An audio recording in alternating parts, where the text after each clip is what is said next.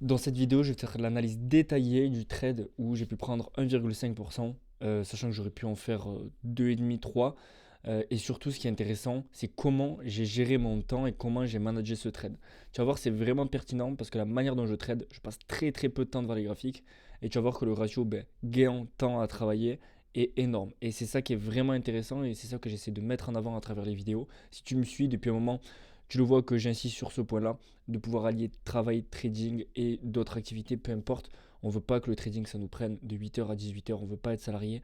On veut être libre. On veut être libre temporellement, financièrement, géographiquement.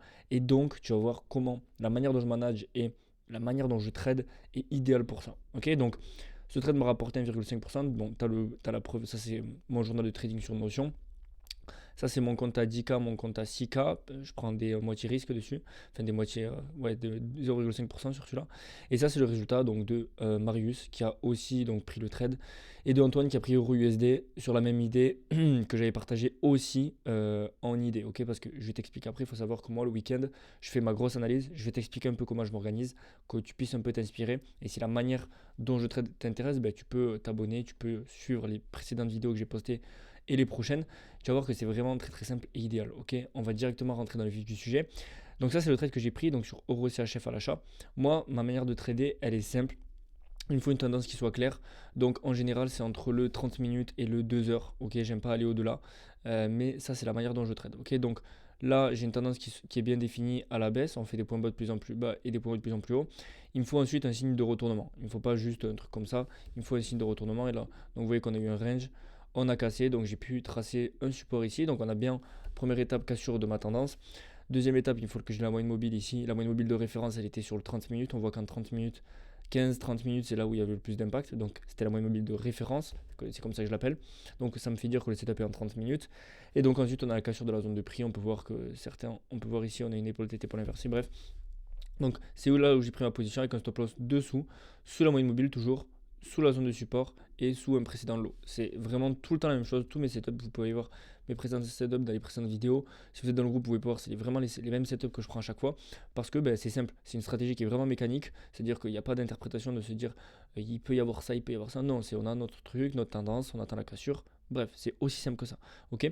Et ce trade là, donc je l'avais avant partagé. Moi, il faut savoir comment je m'organise. Donc dans ma manière de trader, je fais une grosse analyse le week-end, ok. Je fais une grosse analyse, c'est-à-dire une grosse analyse qui me prend à peu près 1 heure. En soi, le temps, c'est pas ça vraiment le plus important. C'est là où je vais faire ma grosse analyse. Je vais, après, je pourrais expliquer dans d'autres vidéos comment j'organise ma watchlist. Elle est très simple. J'ai toutes les paires qui sont en construction, les paires qui sont intéressantes pour la journée. Comme ça, c'est vraiment très très organisé. Et je sais, le week-end, je sais les paires qui vont m'intéresser pour la semaine. Et chaque matin, en 2-3 minutes, je reprends justement ces paires-là et je vais trier pour savoir quelle paire m'intéresse pour la journée. Et tu vas voir que au moins tu appliques un filtre, tu as toutes les paires, tu sais celle qui t'intéresse pour la semaine et chaque matin tu vois celle qui t'intéresse pour la journée. Et au moins c'est beaucoup plus simple. Et tu vois que je vais passer très peu de temps. Donc je fais une grosse analyse le week-end, 1 heure à peu près. Et chaque matin, je prends à peu près 5 minutes pour reprendre justement cette watchlist là. Ok, et je vais trier mes watchlists. Je ferai une prochaine vidéo sur comment j'organise mes watchlists, comment j'organise mes journées. Mais en gros, c'est ça. Grosse analyse le week-end. Et je fais justement ma watchlist hebdo que j'envoie à mes membres. Et tu peux voir que justement, EuroCHF, c'était un trade que j'avais partagé. Il n'y a pas de truc préparé à l'avance où je te dis après coup ce qu'il fallait faire. C'est trop simple. On voit beaucoup de traders et je crache sur personne. Mais on voit beaucoup de traders prendre.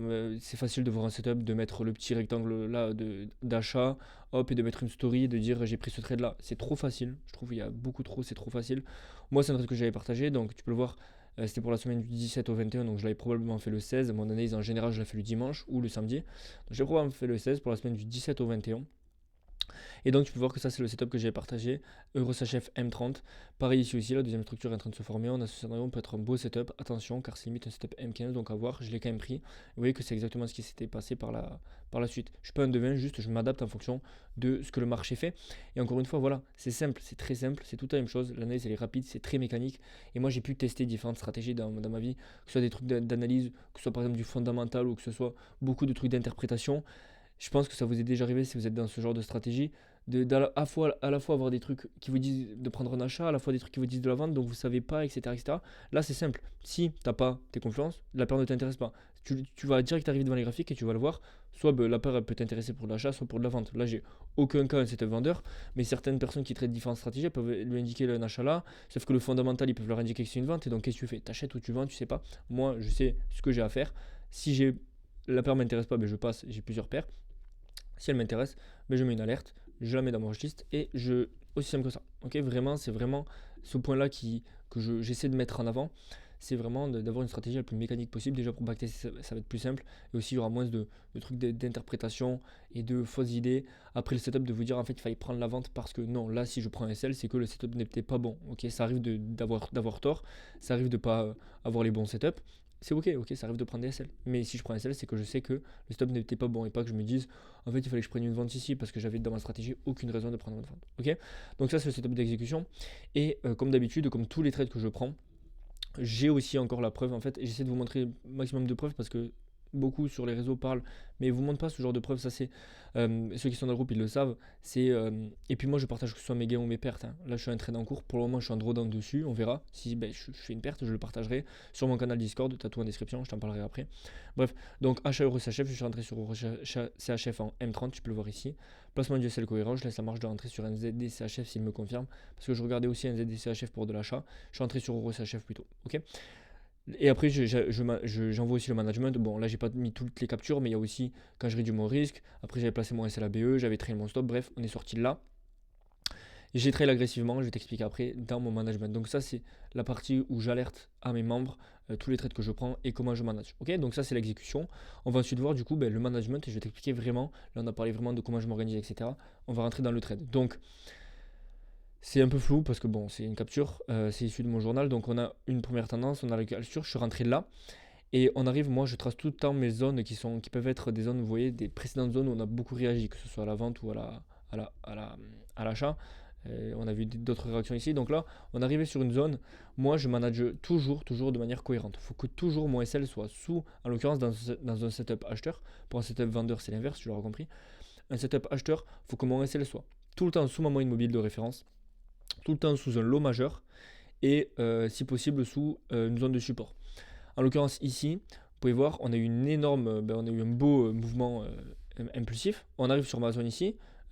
J'ai aucun intérêt de le mettre à BE parce que j'ai aucun lot, j'ai rien.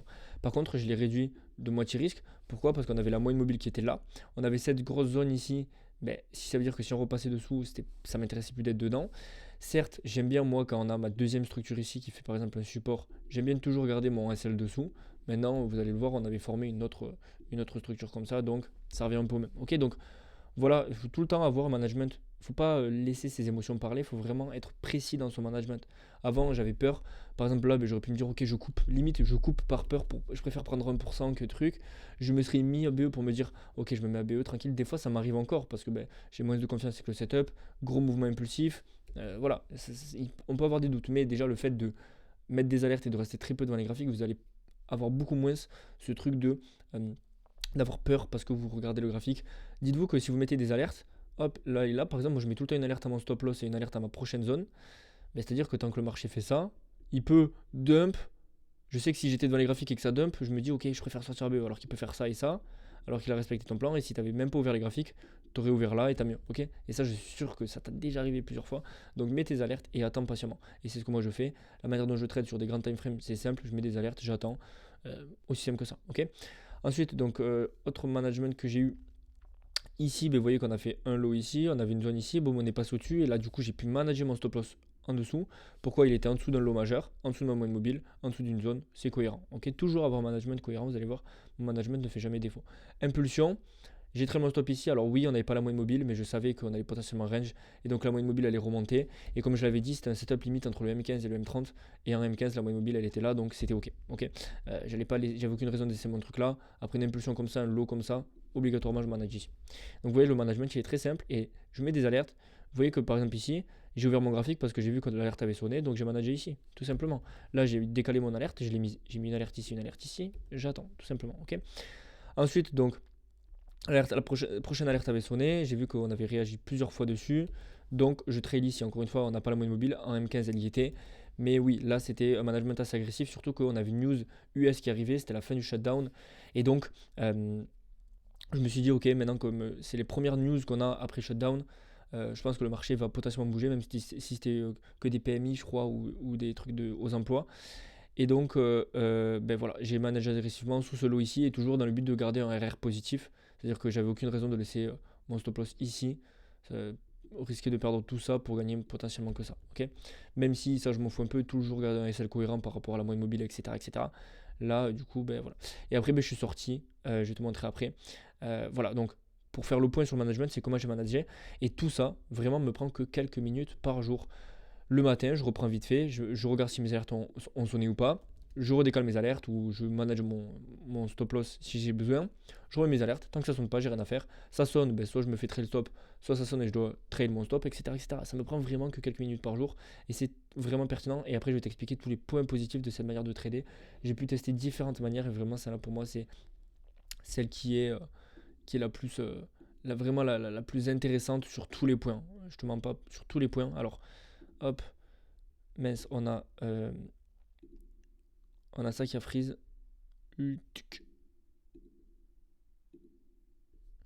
Bon, j'espère que tu as pu voir un peu tout. J'ai vu que l'écran avait freeze, désolé.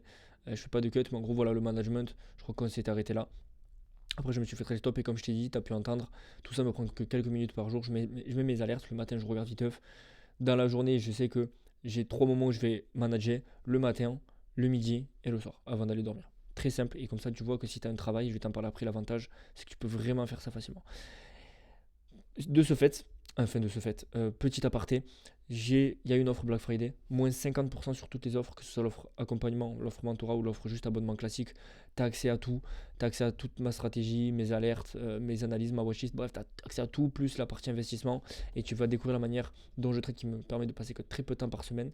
C'est le premier lien dans la description, il reste que 3 places et ça finit. Je tourne cette vidéo, il est jeudi, tu la vois normalement le jeudi ou peu importe, elle finit vendredi soir minuit, donc samedi matin minuit en gros.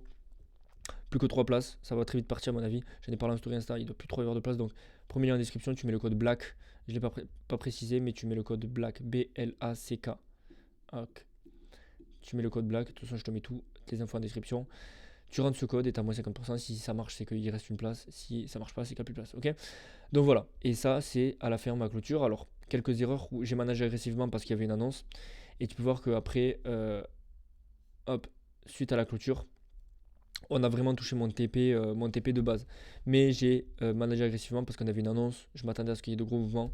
Au final, si j'avais gardé logiquement mon stop loss sous la moyenne mobile, tu vois vraiment l'importance. Et là, ben, oui, ça arrive, c'est une erreur que j'ai pu faire. Si on garde le stop loss sous la moyenne mobile, en 30 minutes à chaque fois, alors là, peut-être que j'aurais trail ici. Mais je ne me serais même pas fait stop. J'aurais trail là et j'aurais TP. C'est une erreur, ça arrive, mais là, il y avait une annonce. Je m'attendais à ce que ça bouge beaucoup. Ok. Voilà globalement le trade management. Alors j'avais noté d'autres choses. C'est parti. C'est pas grave.